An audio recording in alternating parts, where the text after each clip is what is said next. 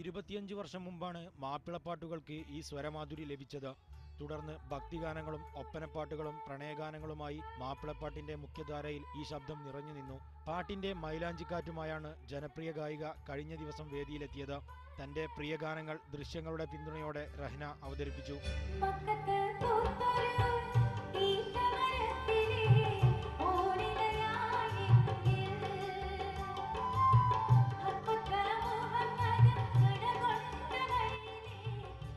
Media വണിലെ മാപ്പിളപ്പാട്ട് reality show 14 രാവിന്റെ സ്ഥിരം വിധികർത്താവാണ് റഹ്ന. 14 രാവിലെ പാട്ടുകാരും റഹ്നക്കൊപ്പം ഇശൽ രാവിൽ പെയ്തിറങ്ങി.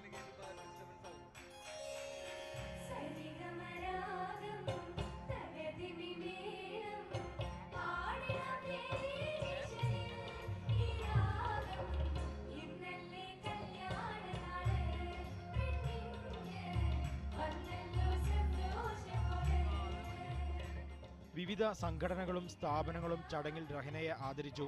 റഹ്നയ്ക്കുള്ള മീഡിയ വണിന്റെ ഉപഹാരം മീഡിയ വൺ ഡയറക്ടർ സലാം മേലാറ്റൂർ സമർപ്പിച്ചു. മാധ്യമം ദിനപത്രത്തിന്റെ ഉപഹാരം പീരിയോഡിക്കൽസ് എഡിറ്റർ PK പാറക്കടവും 14 രാവിന്റെ ഉപഹാരം 2ാം സീസണിലെ റണ്ണറപ്പ് മുഹമ്മദ് അസദും സമ്മാനിച്ചു. ആദരവിന് റഹ്ന ഹൃദയം നിറഞ്ഞ നന്ദി അറിയിച്ചു.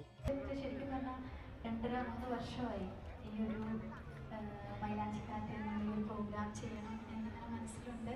അപ്പം ഇതിനൊരു വലിയൊരു വേദി എനിക്ക് ഒരുക്കി തന്ന മാധ്യമത്തിനോട് ഞാൻ ആദ്യം തന്നെ ഒരുപാട് ഇതെല്ലാം നിങ്ങളോട് പറയണം. 14 രാവിന്റെ പ്രൊഡ്യൂസർ ജ്യോതി വെള്ളല്ലൂരാണ് മൈലാഞ്ചിക്കാറ്റ് സംവിധാനം ചെയ്തത്. പ്രമുഖ പാട്ടെഴുത്തുകാരും സംവിധായകരും ചടങ്ങിൽ പങ്കെടുത്തു. നിറഞ്ഞ സദസ്സിന് മുന്നിലായിരുന്നു റഹ്നയുടെ ഇശൽ മഴ.